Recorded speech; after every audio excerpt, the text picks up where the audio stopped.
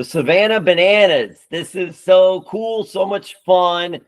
I'm old school, so we're gonna go to Max Patkin, the clown prince of baseball, the San Diego Chicken, who became the Chicken, and now you've got the Savannah Bananas, which is different.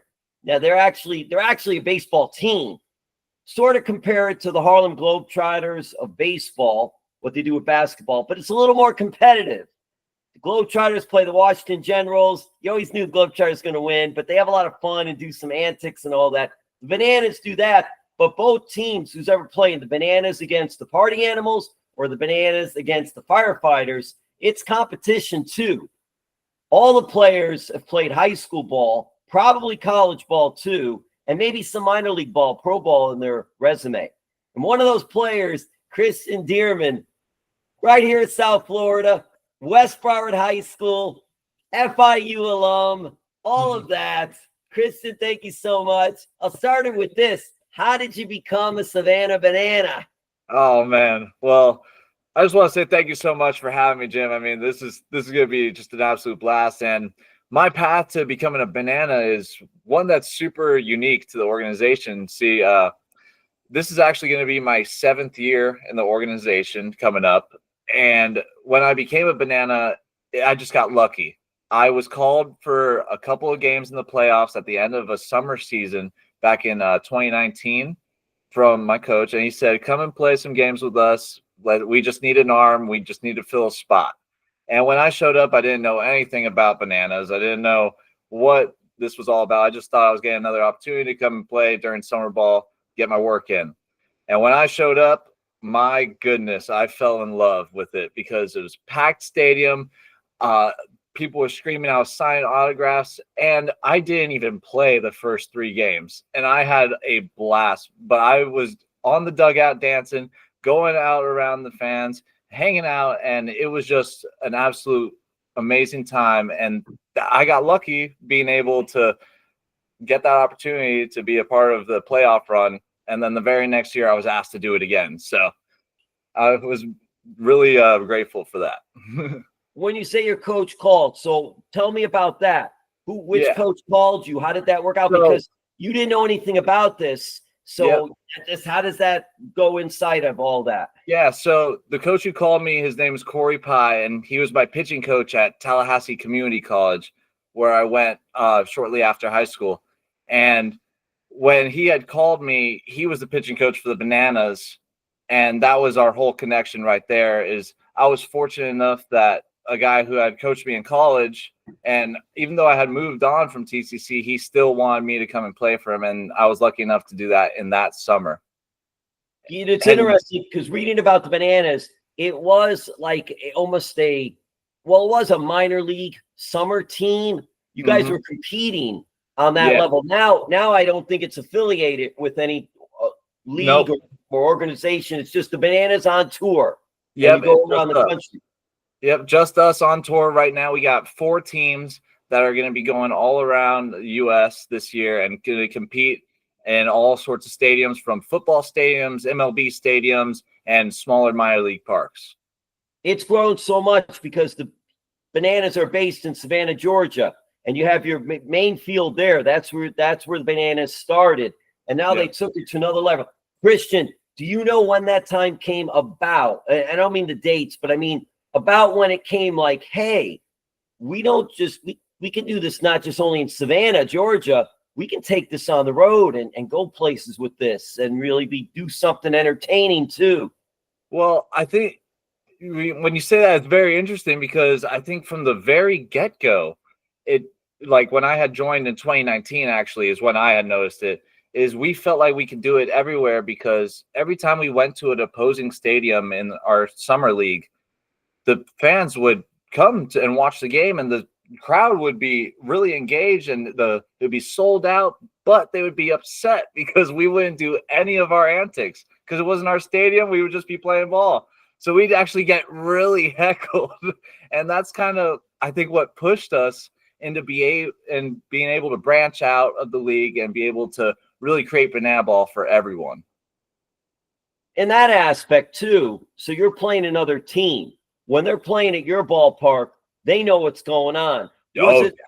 was it out of respect to the other team in their home park that you guys didn't do that? Yeah, we had a lot of respect for all the people who we would compete against, and they knew every time that they came into our stadium that they were going to be a part of the show, and they were all good sports, always like doing pre-game stuff. But when the game came time, we were all about business. But like whenever we'd go to their places, we wanted to show the utmost respect to them. We wouldn't wear our yellow uniforms. We wear our gray ones. We don't want to show anyone up like that. So that's but also at the same time, we wanted to keep expanding the game of baseball and keep expanding our love for it. So that's kind of why it started to look like we needed to branch out. Christian, when you were playing ball and you said you played for South Florida Elite, which was a really good travel club baseball program when you were younger, you play at West Broward High School. Did you play for Coach Mike Moss? That is so funny. I actually was a year after Coach Mike Moss was the head coach there, but he was my teacher all through high school, and I actually was able to. So funny enough, I went to St. Thomas University for my master's degree, and Mike Moss was my pitching coach at St. Thomas University at that time. So it's crazy how the full circle, and like the same thing with Corey Pye, who is my pitching coach at CCC. He's now my pitching coach on the Firefighters here in the Bananas organization. We stick together. I'm telling you, Mike Moss, really good coach, really good attitude too. Just how he, with the players, with the media, everybody, always had a good attitude. But I'll say this, he would have been a big banana. I mean, you could put a banana outfit. He was so tall. And 100%. He could have been the banana mascot. Yep. He always contacts me here and there whenever he sees a video of me dancing and stuff. And he would heckle me a little bit at St. Thomas. He was like, "Oh, so you're a dancing team, huh? I like it." Oh, that's so good. And I was going to ask you, so Ryan, how do others react to this? You're playing, I'll say this, you're playing baseball. It's serious. It's all business serious. There's always I think of a few players. Kevin Millar. Yep. Always had fun, but was serious about it. But you can tell. Then other players are stressed because, hey, it's winning on the line, championships, money, all of this, team camaraderie. There's all factors that go at any level. Yeah. Especially, and it gets a little more stressful, a little more competition the higher you go. I always liked Kevin Millar as a pro player because I always thought he had a good balance between being a professional and also having fun. But when you're out there, how different was it? Because there's so much fun with the Bananas. It seems like there's a little more fun than there is the winning, even though it's about competition. How do you were you always pretty cool, level-headed, and want to have fun when you were playing? How did that work for you? No. You were hey. I have never been the cool, calm, collected player. I have always been the energy bunny, kind of outside the dugout, screaming his way, very passionate about the game. And I think that's kind of why that led me a little bit here, because at the same time, I'm not as talented as a lot of the guys in the organization on our baseball levels. But the way that I was able to go about my business and how much energy I put into the game was able to propel me to the level that I could compete with these guys. And the main focus when we're doing these games is, yes, there's so much fun and there's so much entertainment going on. But if you lose your focus for 2 seconds, you might blow the game for the team. So it could be something as simple as me doing a trick pitch and I could throw it to the backstop. And now that guy could steal first. And now we have a runner on first. It's these rules in banana ball are so much different, and with all the entertainment going on, it's so fast paced that you really have to lock in order to compete at your highest level. Do players that are part of the Savannah Bananas still want to continue their pro career opportunities, minor league ball and or higher? So I honestly think it's like a mix. I think a lot of guys here have never even realized that this was possible and have been like, this is now my dream and this is where I want to stay. And then other guys that we've had before in the past, everyone that's here right now is pretty solid and wants to be in banana ball. Some guys in the past have wanted to try out pro ball still. This is a stepping stone and all. But I think at the end of the day, like, this is pretty hard to beat. Christian, you don't have to go into the financial numbers. I'm not looking at that, but I'm curious then. You could make a decent living playing Savannah Banana baseball. Oh, yeah, definitely. You can definitely make a decent living. We do get paid more than minor leagues, like on their base salaries. So it's definitely a good way to live. We still have to do stuff outside of work, outside of baseball to be able to continue our finances and keep on going. A lot of us own different businesses and have our brand deals, and that really is what propels us to be able to take care of ourselves. You said that you went to St. Thomas University down in Miami Gardens to get your master's. Yes, so sir. what did you, and you went to FIU and graduated with your bachelor's? Yes, sir. What did you get your degree in at FIU? And then what did you do when you went to St. Thomas University? So at FIU, I didn't really know what I wanted to do. So I kind of just wanted to keep playing baseball. So I just did like the basic communications degree just to get my bachelor's, just to have a broad knowledge and go any route. But when I went to St. Thomas, I really wanted to know more about the numbers and the business aspect of the world. So I got my MBA in sports administration. So I'm like business major, and I want to like officially be in sports always. So that's kind of my specialty right here. You mentioned brand. So I'm curious, are you a Shark Tank fan? I am. I'm a big Shark Tank fan. My little brother actually worked for Shark Tank for about 2 years. What did he do? Come on, you can tell us a little bit. He was a video editor. Yeah, he was a video editor, and he was like an assistant to all of them. So he would bring coffee and then go make some videos for him. But he's not there anymore. No, not there anymore. He works for a new company down in Miami doing some more social media work. But what happened? Couldn't he have waited for you to pitch to Shark Tank? You had an in. What happened? I tried, and he was like, "No, man, I'm not going to risk my job." Hey, he left anyway. So exactly. That is so cool. That show, just for entrepreneurship and just learning, is so just incredible and so valuable. It is a really good, fun show. And I'm curious.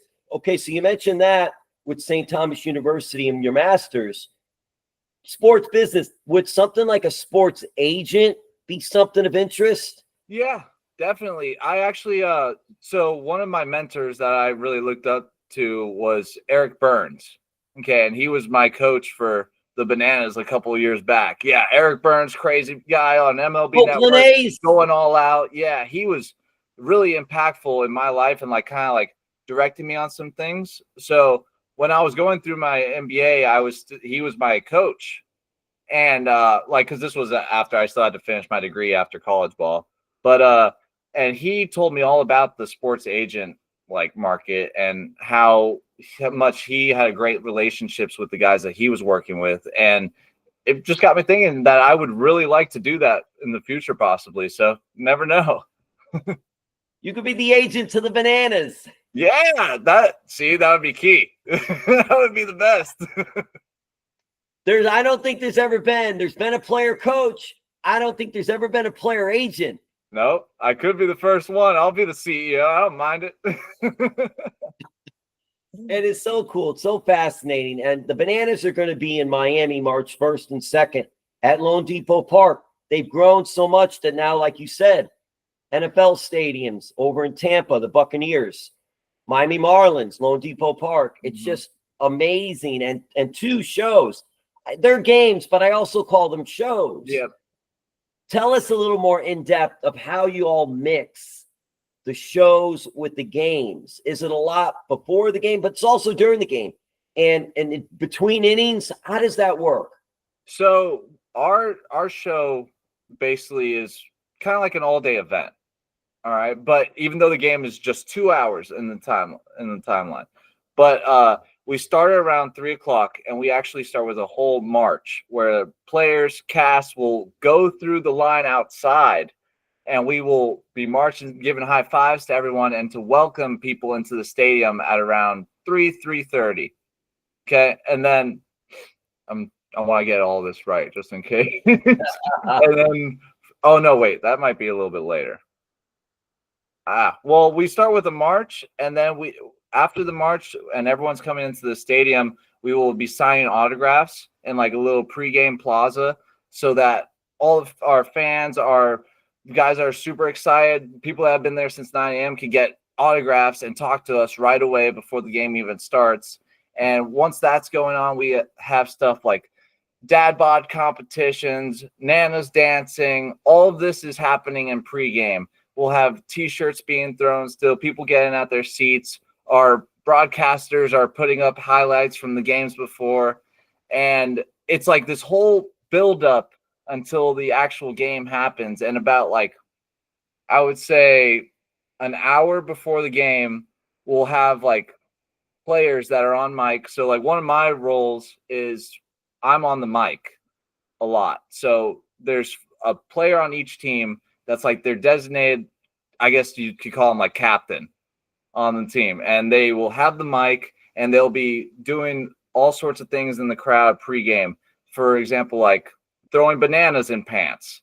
And I'll be competing against the bananas, or I'll compete against party animals. So we're doing all sorts of competitions before the game between the teams, home run derby, and then we get into the game. And once we get into the game, that's just full-blown 2 hours of your sensory overload. And it's every inning we have promos, and in between the innings, when guys are playing, they're doing stunts, trick plays, all sorts of bat flips and walk-ups that are really popular with today's culture, with music, movies, etc. And then that just keeps going on for 2 hours, and then that's it, hopefully. And then sometimes we have a fireworks show. You said music, movies, pop culture. How about pro wrestling, Christian Dearman? Pro wrestling, man. Yes. I see. That's my thing, because I love pro wrestling, and I've become actually a big AEW fan right now. AEW is fun, but I love WWE because that is the pinnacle of everything we do. We look at WWE as inspiration every single day, because when we first was trying to think of ideas, I mean, all of us want a character and all of us want this kind of big personality, and to be able to recreate a character into a baseball setting gets a more relatable feel for that character. And now you're always expecting, oh, where's Stilts? Where is the Greatest Showman, Jackson? Where is Mr. Electric, myself? So it's we really use WWE as that inspiration to build ourselves as characters in this game. Were you then a wrestling fan growing up? I went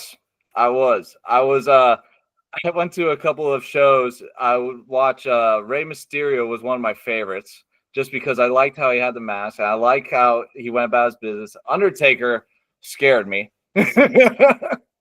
Yeah, and the guy that I really wanted to kind of represent in Banana Ball was Ric Flair. So that's the Nature Boy, and I was able to meet him in Tampa, and yeah, I was able to meet Ric Flair in Tampa, and I actually did a walkout with the Bananas a couple of years back where I impersonated Ric Flair. And lo and behold, when I met him in Tampa, I had to go up to him. He knew who I was, because he was like, "You're the guy who was me." Yeah, and so we got a good picture together. We laughed it up, watched the Michigan football game, and it was a blast. Hang on, there's so many things there. I'll go to the last one. Michigan football game. Wait, what was going on there? What was happening there? I was actually on a bachelor party trip, and we had gone to a place called Social, and I'm looking at the bar, and it's Ric Flair sitting at the bar. And I was shocked. It was him, I think his girlfriend and his daughter. And I was like, okay, I'm gonna go up because I'm pretty sure this is him. And as soon as I went up, lo and behold, it was. How cool was that he was cool? He was awesome. He was a really down-to-earth guy, really polite, super.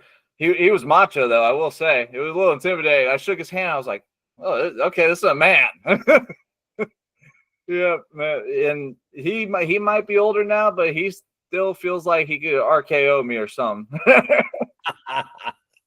All right, Christian, you know it's coming. I'm putting you on the spot. Give us that Ric Flair, that famous. Ready? Well, you gotta start. You gotta get.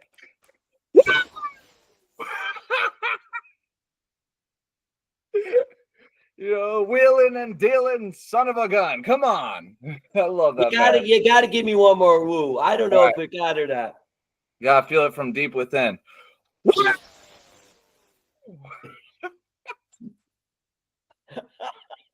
That is great. No, your turn, though. You're not getting away with it, Jim. Hey. You gotta give me one. No, wait. Oh, man. Oh, wow. Woo! Love it. Isn't it funny, though, how something like that, just that's it. You could do that. And most people, even if they're not big pro wrestling fans, they'll know it. They'll know Ric Flair. Oh, that's that wrestler guy. Or they'll go, or if they know, then they'll say, oh, Ric Flair. Yeah. It's just amazing pop culture, how that resonates. It really is.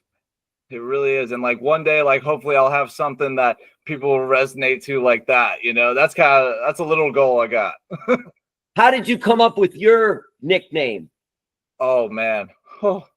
So this is a funny story.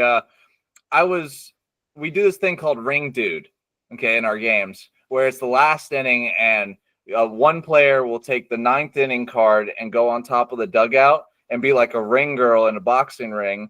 And we'll like rip off our shirt, do push-ups, do some dances up there, get the crowd fired up. And I was doing that one day, and I had these 2 dudes that were sitting right in front of me, just super excited that I was right there. And like they were a little hammered, but they were having a good time. And all of a sudden, one guy looks at me and is like, man, this place is an electric factory. And they should call you Mr. Electric. And I stopped everything I was doing. And I was like, that's the coolest nickname I've ever heard. and like from that moment on, I just went with that persona. I had an interview, I think, the next day. And I was like, okay, let me get things clear. My name is Mr. Electric. And from that moment on, it just stuck. Yeah, I love that. I'm curious. One day, that guy's going to be in a banana game, and he's going to say, hey, that was mine. Well, maybe not, because he was having a little bit too much fun. Yeah, if he remembers it, green lizards and stuff. So those are so cool. And then it's like, and then the way you pulled it off is so cool, because you were like, hey, I'm Mr. Electric. Yep. And it wasn't, and it just was like, uh-oh. Yep, exactly. So it's fun. Hey, I'll say this too. Now I'm going to go back a little bit, because the Flair, Michigan angle, that's right. Flair and Jim Harbaugh, Coach Harbaugh, are really good friends. So Flair has always been a Michigan fan, so I could see why he was watching Michigan football. Yeah. I was surprised too. I was pressing him. I was like, "Are you really a Michigan fan? Like, come on." Him and Harbaugh. When Harbaugh, I want to say, was it Michigan or it might have been a Pro Bowl? Not as like, I think before Michigan when he was coaching. Harbaugh had him in. Yeah, it was. And he had him at like the night before the game when all the players are around having their talk with the coaches and all. He brings in Ric Flair to psych them up, getting them pumped up. And they showed that on the social media and all. It was really cool. Really cool. That's awesome. That would fire me up.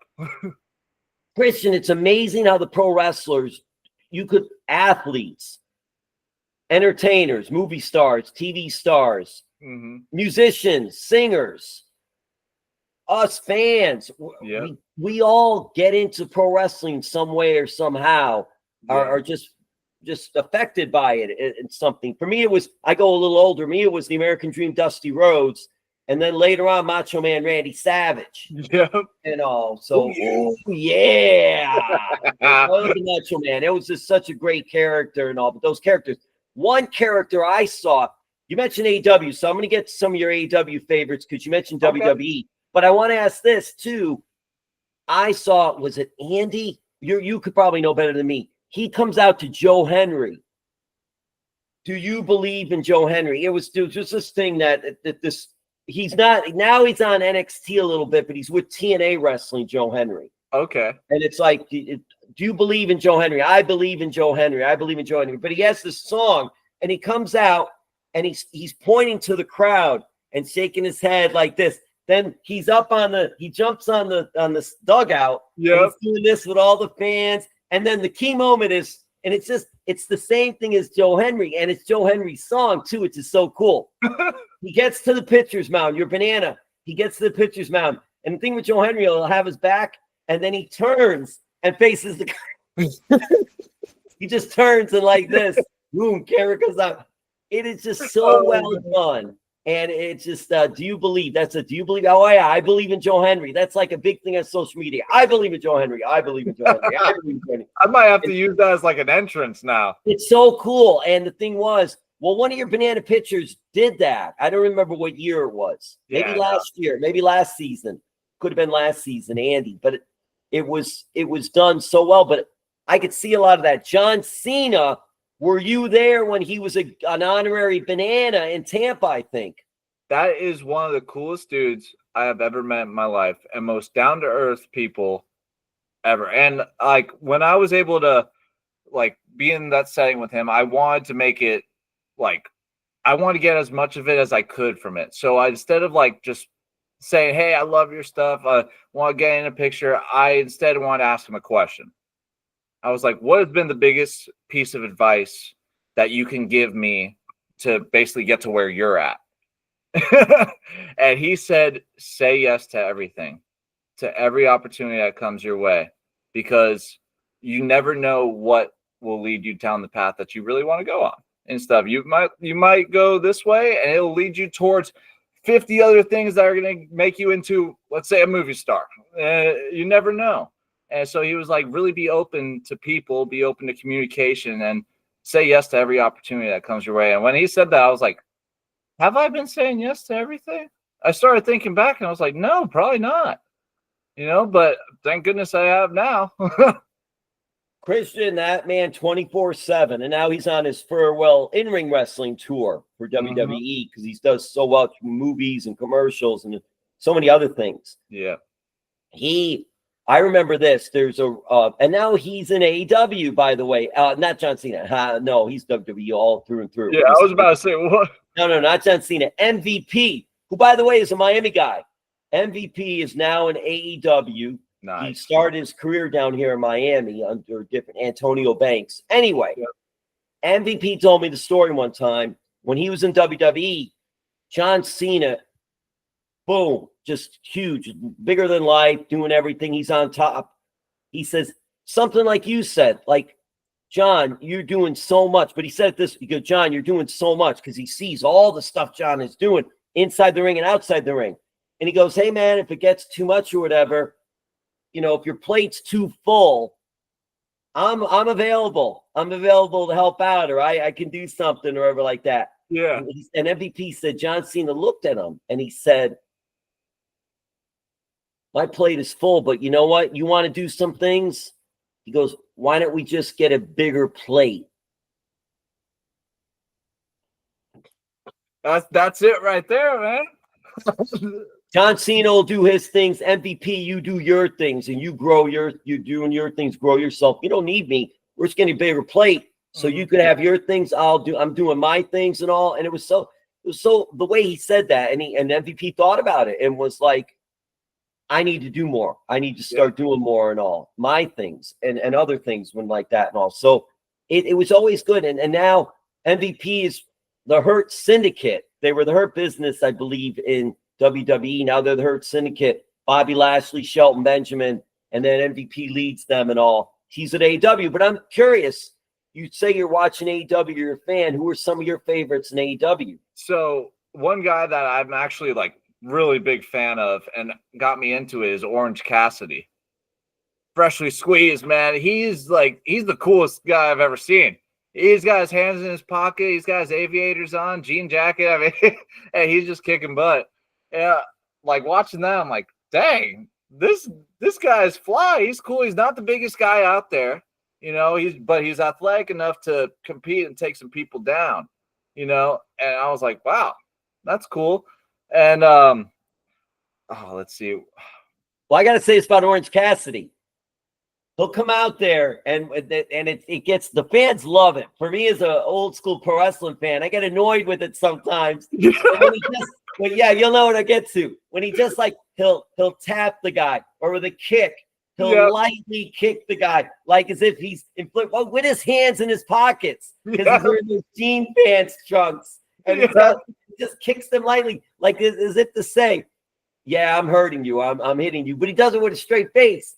And the fans love it. And the wrestlers like look at him like, what the heck are you doing? It's a psych job, I know. But I'm like, oh, what are you doing? What are you doing? And then they get mad, and then they really start. But then he keeps his hands in his pockets, he does a tip up, he does a drop kick. He'll do the athleticism he has is really, really off the charts. It just shows that you can get stuff done a different way and have it maybe more exciting. Maybe make it cooler. Who knows? But it's also your way. So you don't have to be like others. It's cool to stand out a little bit. Being different, that's always a key in the pro wrestling game. And it's curious too, because promo talking, trash talking is so important in pro wrestling. He does very little of that. Yep. And then when he does his hands in his pockets, like, yeah, okay, we'll wrestle, and let me hit you a little bit here, like that. Like that. Just like that. It's like, whoa, you're not supposed to do that, but it's different. And then fans like it. And then he gets into it and then goes at it. So it really is something like that. I'm curious too, when you're doing things like this, do you remember Christian has somebody with the bananas done the yes? Because that's always a big thing. That's the party animals, man. I used to love that chant. I used to do it all the time, but they do it when they score now. And I'm like, oh gosh. And being a pitcher, I'm like, I hate hearing that now. There's so many. Yeah. There are so many theme songs and different things that could be done, incorporated with pro wrestling. Now you're watching AEW. Are you getting ideas from AEW too to use? Yeah, a lot of it's like the entrances, because coming into the game, if we could somehow recreate how these guys have their big entrance on stage and go into the ring and then go into the fight. That's kind of like the whole idea that we want behind our walkouts, our entrances and stuff. So that's why you'll see people come from the bullpen in a full-blown Undertaker outfit with tiki torches around. Or you'll see me as Ric Flair with the WWE belt, and I'll rip off the kimono and it'll just be me in my underwear.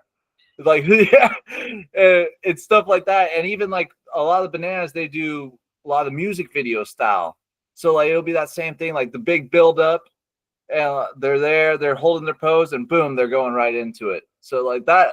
So watching AEW has given me, as firefighters, that's kind of more our brand. Like we don't dance, we're kind of like the macho men who do stunts and break stuff.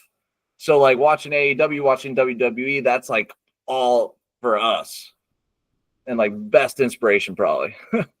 Wow, there's so much there, because the most electrifying man in sports entertainment is The Rock. Yep. Yep. You can be the most electrifying man in Savannah Banana baseball. Yep. That's what I'm going for. And The Rock is the prime figure that I'm following right there. Oh, that's so much fun. And it's so cool. And it's just interesting too, because you mentioned stilts. Yeah. I mean, that's something. He'll come out on stilts and run the bases. It's one of the craziest things I've ever seen. He's actually a freak of nature. The way he's able to sprint faster on those stilts than some people in our organization. And it's like, man, how's he do it? And now he's hitting the ball off the wall against people that are throwing 90 miles per hour. It's like, how he's just upgraded himself throughout the years too. Like he used to not pitch for us, and now he's pitching every single weekend. Now he's hitting every single weekend, and he's actually making a little bit of a difference in the game. Like if you underestimate that guy too much, he's going to make you pay. So that's like that focus. Even with a guy like that comes up, you got to lock in and try to blow his doors off. What has been the most fun about all this for you? Being able to give back to people, I think, because when I was a kid, I really looked up to the big leaguers. a lot. And I was only able to get one autograph in my life when I was a kid. And that was from Logan Morrison with the Marlins. Yes, he is awesome. He made my day. And like I always got like blown off a little bit from other players, but like having that moment that day meant so much to me. I had it on my glove. I couldn't stop looking at my glove the entire year. And now we're able to do that same thing back. And I could see these kids' faces light up every time we give them a ball, anytime we give them a conversation, an autograph. That part to me it lights my soul up and makes us just feel more like, yeah, this is what we're supposed to be doing. This is the big picture of it. It's to give back to the world so it can make it a bigger place, a better place, and be great examples for each other. And I'm just thankful that God has put me here to do that. Logan Morrison, first baseman, like Kevin Millar, also played outfield, Kevin Millar, but I'll say, and also a type of attitude, Kevin Millar. You've probably been a big Kevin Millar fan, and that would have been a cool experience too. And it's just, that's amazing. I got to talk to Logan at a Marlins golf tournament one year before the season. Oh, nice. And he was a little bit into the wrestling. He was a pro wrestling fan. We talked some wrestling and all. So that's how I remember with Logan. It's just so cool to hear that story. Did you ever, you mentioned Ric Flair and I mentioned John Cena, and then you mentioned John Cena, meeting them. Have you met any of the other pro wrestlers? Did you ever get any other reaction yet from pro wrestlers about the Bananas? So we had gone to an AEW match here in Savannah, and it was pretty cool because the wrestlers actually brought us backstage.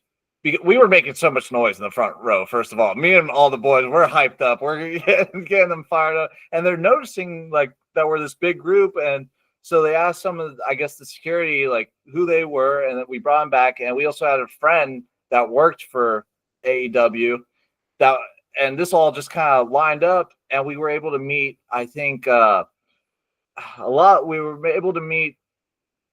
I don't know a lot of their names, but the characters that were performing that night, I remember one of the guys was Pedro Cerro. He was a masked wrestler, and he was like lighting up that he saw us.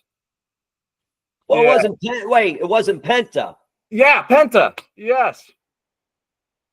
Yeah, Penta's man. a Banana fan. Penta's a Banana fan. Yeah, and him, Anna Jay, and Danny. Oh no, and Harley Cameron were huge Banana fans, all of them. So did you tell them we're going to get you free tickets? You can come I said, hey, I'm ready to exchange tickets at any point. Like, just let me know. Oh my God, that's so funny. That is great. Right. Now Penta's with WWE. Yeah, he's not with AEW anymore, and made a big debut, and it's doing well. That's amazing. That's good for him. And he's got the mask. Yep. Do the Bananas wear the masks? So we had last year we had DJ the Invader. He was the only one with a helmet, and he was like our only like mask guy. That's like, who is that? And stuff. So we don't have that right now, but I think we're gonna have a luchador here soon. A lot of pro wrestlers, because WWE has their training center, the WWE Performance Center in Orlando, and there's a lot of older wrestlers living across state in Tampa, St. Pete, Clearwater. Yeah. There's a lot of pro wrestling that live here, and their connections are here in Florida. So it lends me to say I could see the Bananas doing more with pro wrestlers at their shows. Yeah. I'm just waiting for the day that they call me and one of my best friends out there to go and wrestle in that rink. Because that's going to be freaking awesome. I will be jumping from that top rope, full-blown body slamming a party animal. Kristen, I'm going to warn you right now. You got to watch the Royal Rumble, just a clip. It's all over social media from this year. Okay. WWE Royal Rumble. Just put in there WWE World when you're searching WWE Royal Rumble. I show speed. Okay. Oh, yes. I've seen the clip. I've seen it. Oh my gosh. It actually was like, okay, that's probably what would happen to me. To me, there were a couple of things there. One, the WWE is always appreciative of others from other arenas, other sports, other entertainment being fans, because it's like a respect factor, which is nice.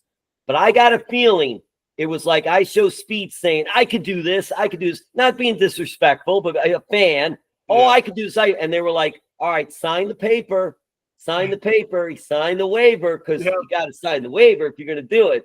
And he got in there, and I think the boys, the wrestlers, were like, all right, we're going to go full on. And I'm sure they told him that they were going to go full on. Okay, bring it. And Braun Breaker, a Georgia guy, by the way. I don't think a Savannah, Georgia guy, but a Georgia guy no less. Braun Breaker gave him that spear from hell and holy, and that thing went viral. And I Show Speed was legitimately hurt.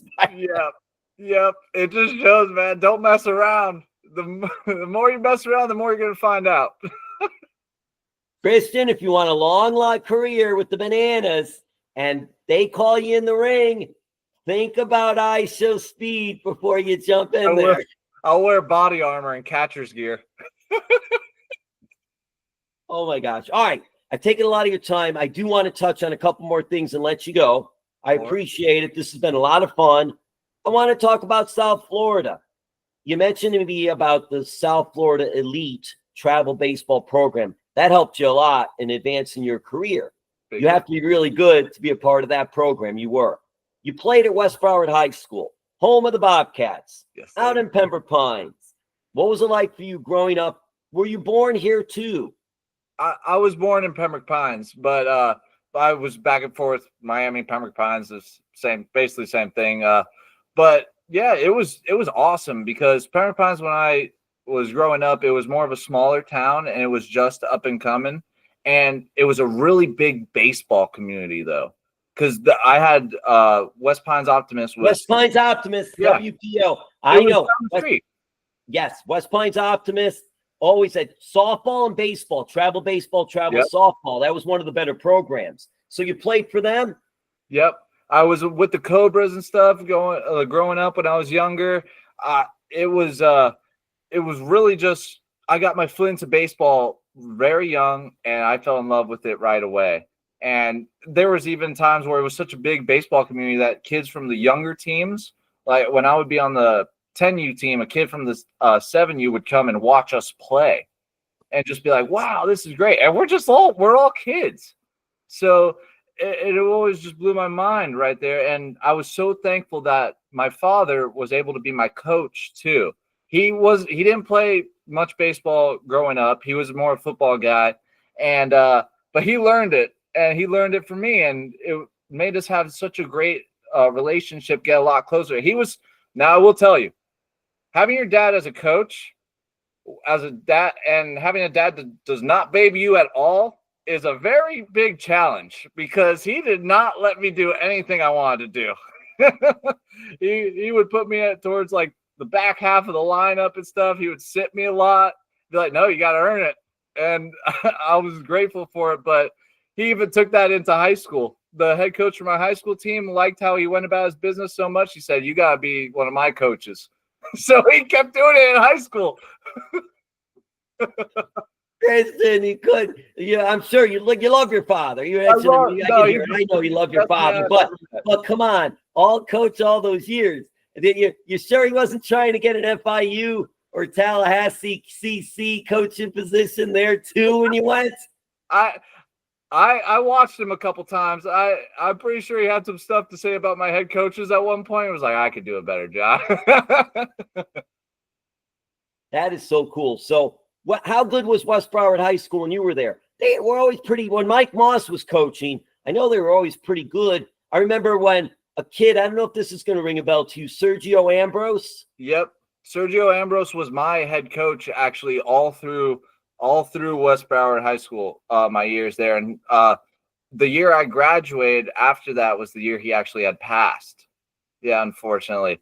But having him through that process, he was really big mentor for me because he got me to Elite Squad first off. And he was the one who actually set up my one and only college offer out of high school. And it was to a school in Anderson University. They cut me, but It is what, but he was the one that he was sticking his neck out for me. And even though he didn't let me hit because he said I would not be having a future as a hitter, he wanted me to just pitch.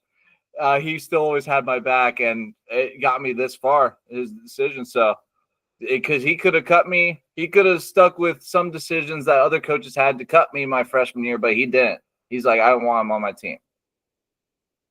Coach Ambrose, God rest his soul, and Mike Moss, very good friends. Coach Ambrose did a lot with the travel programs. Yep.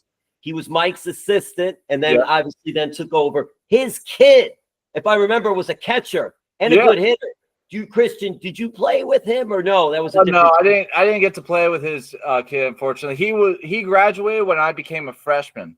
So that it was like that little timeline. But we were always close. Like he would come and he actually went to Anderson University. And when he would come back, he was catching our bullpens and helping out coaching a little bit. And it was pretty good. We got to learn more about the Ambrose family and more from him and about his father. So it was good to have that family dynamic getting built around our head coach and seeing that he was all for his family so that we could all take that into ours as well.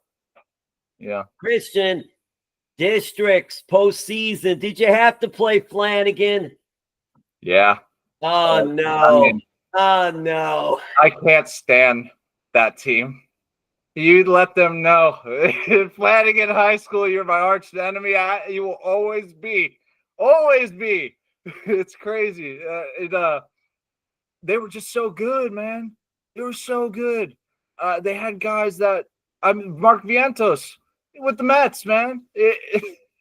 We had to compete against guys like that. And didn't Arenado go there too? Who was that? Arenado. Am I saying it right? Mike Napoli went there, and JD Napoli, I remember, but there was a. Is it Nelson? Maybe I should have looked it up or all. But Arenado, there's a player that's playing now, really good. I'm probably messing up his name. I think he played for Colorado. I don't know who else he played for, but I think he's a. I don't know if he played there or not, but I honestly wouldn't even put it past him because they had guys like that all through the organization. They had good pitchers too, like Jose Mesa come through and Nolan Arenado. Does that ring a bell? Yeah, Nolan Arenado rings. I don't know if he had played there, but he might have played there. If I could be wrong, on it, but I kind of think that he played. Maybe not. No, I think he was. See, it was a California kid. There was a kid. There was a hitter. There was a really good hitter that they had that played pro ball. But anyway, I should have looked that up more. But here's the thing: your Flanagan was like. I mean, the programs around here in Broward, Douglas, Stoneman Douglas, American Heritage, and Flanagan. Those are the three. And the American Heritage coach went to Stoneman Douglas, Coach Fitzgerald. So they were great at American Heritage and Plantation. And then he went to Douglas. He's still at Douglas. They're nationally ranked. They every year they're like nationally ranked and all. And then you had Flanagan. Flanagan may have dropped off a little bit, but when you were there, when your days, they were like the real deal too. So you're playing at West Broward. You get an opportunity. You go to Anderson. Is Anderson in South Carolina? Yep, South Carolina. Yeah, through that high school experience, when I look back at it, I mean, we were playing against Jesus Luzardo too through Douglas, and that was one of my teammates. I'm just thinking about all these guys. I mean, like Joe Perez for Archbishop McCarthy. I mean, dude, you go down the list of people that we were playing against. But you know what's funny? I think I'm the one that made it the farthest out of West Broward. And it's weird because we had 12 guys my senior year that were committed to colleges to go and play. And I think it's unfortunate because I think a lot of them, when they got to college, fell out of love for the game, even though they were amazing baseball players. They just put too much pressure and stress on themselves. And in high school, it was a blast. But when college came, I mean, it really made or break you. You mentioned Archbishop McCarthy. I forgot about them, and I shouldn't. Wow. And they would, Alex Fernandez, was part of the World Series Miami Marlins. He was like the director of baseball. He wasn't their head coach, but he was the director of baseball over there. And I always remember the story, Christian, across the street from the Archbishop McCarthy baseball field. Nice scoreboard, too. Nice fence. I love that little park. Across the street was a little plaza, and there was a batting cage in the plaza. They had a little area for that. Yep. And that's where all the players would go. Yep. And they would go there to do their hitting practice and then and recruiting. I would go there. It's funny. I know Fernandez pretty well now. I play with his son too at St. Thomas University. Yeah, so it was just funny, like, because I talked to him one time. I was like, "So, were you trying to recruit me, or were you just trying to get like some money out of me for those lessons?" He would just start dying laughing. He would say, "Recruit you, of course." Oh man, that is so cool. You end up at FIU. And that's interesting, too, because my thought is the Savannah Bananas are of FIU. Let me say it this way. FIU baseball now is a feeder program to the Bananas because you have Christian Dearman and somebody who will be playing in Miami March 1st and 2nd against the Bananas. You have Armando Becerra, another FIU alum, and I got to talk to him on the team. What's going on with FIU and the Bananas? What's happening? Man, I think we just brought some good vibes to FIU. We really did. And I think that, just that Panther mentality that Miami was able to get that electricity from the city of Miami and bring it to Banana Ball a little bit. So I think that Banana Ball actually wants that. So it's like, okay, I noticed that our guys from here are a little bit crazy. And we like crazy, so let's get them. All right, Kristen, I want to thank you so much. I'll leave with this. I'm interested with baseball, pro baseball. So when you were growing up, you mentioned Logan Morrison and getting the autograph. You mentioned going to some WWE shows. Do you remember, was that at Kaseya Center where the Miami Heat plays? Now they're calling the Kaseya Center. When you got to see WWE down here or no? Oh, no, I haven't been able – I don't remember what it was. I thought it was the American Airlines Arena. That's what it was called then. Yeah, that was what it was called, where the Miami Heat play. So, you got to see some WWE shows there? Yeah, I got to see some there. And then we've been able to see some here at the E-Market Arena here in Savannah. So, like, when they come through here, we're usually trying to get some tickets going around. Maybe try the Bananas. It's get the VIP list. That's it. It's on the VIP list now. John, but we're just dancing. John Cena. Come on. Oh, that's so much fun. And were you a Marlins fan? Did you have a favorite team, and did you have a favorite player? I'm a diehard Marlins fan. As you know, it's been tough for us, but we're gonna make it happen. Okay, I was born in '97, so the first year they won the World Series. Exactly. So I'm here, and I remember going to the World Series, not in '97. Later on, yeah. I remember vividly, like, being held like through the hallway in Marlins Stadium. I'm like, this is weird. So I am a diehard Marlins fan, no matter what. Josh Peckett, Brad Penny, who we going with? Joe Willis. The D Train. D Train, yes. He was awesome. He was so cool. And I had Alfonseco. He was my pitching coach. And yes, it was the craziest thing I've ever seen. It was crazy. He said six fingers. Yep. He had a hand, and that's why I always said it gave him an extra advantage. Basically, he had 6 fingers. Yep. He told me that's what made his changeup so good. Yeah, it's great, man. I love just hearing from some of those guys and like just being able to connect with guys like that. It's pretty crazy. And then like I was able to pitch for the Bananas against MLB Players Association. So I actually developed a really great friendship out of pitching against those guys, and it's with D. Gordon. D. Gordon and I now we talk frequently. The guy is an amazing human being, and like what he did for the city of Miami after Jose Fernandez passed away. I mean, it gives me goosebumps right now because it means so much, because Jose was my favorite player when I was watching him. I was like, oh my gosh, this guy's exactly what I want to be as a pitcher.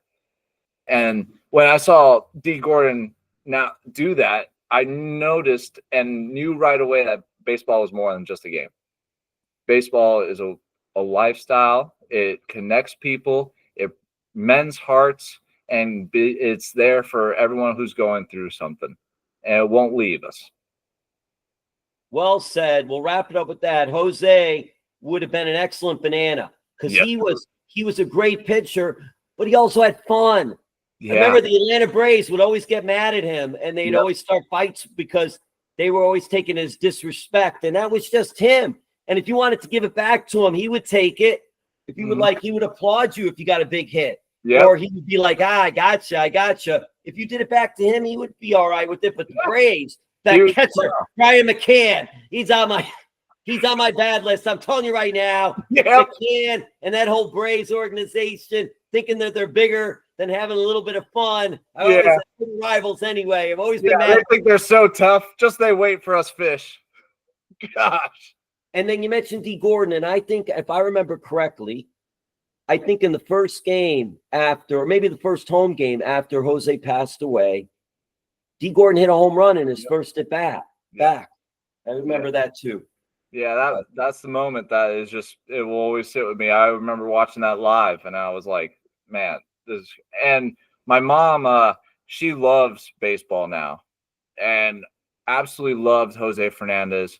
Absolutely loved D. Gordon, and was like, you need to be like these people if you're going to play this game. Because I was stressed all the time, but watching those guys play, they're having fun with it. And it's a game. It's a kid's game that's meant for everyone. So it's just great, man, that we're able to share this bond and experience with the world. I know I've taken a lot of your time. This has been almost an hour, but I've enjoyed this. I thank you for doing this. So usually I take like 20, 30 minutes, but it's been so much fun talking to you, and I appreciate that. I'm curious, and I'm going to put you on the spot again. Can you give me a little bit of your persona, of your Mr. Electric right now as we close for the team? Wait a second. Go ahead.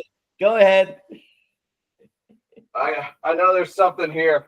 You got to find it. Wait. I see the number 3. I see the number 3 in the background on the shirt. Okay. Well, I see the fire. Is that the Firefighters logo? Okay.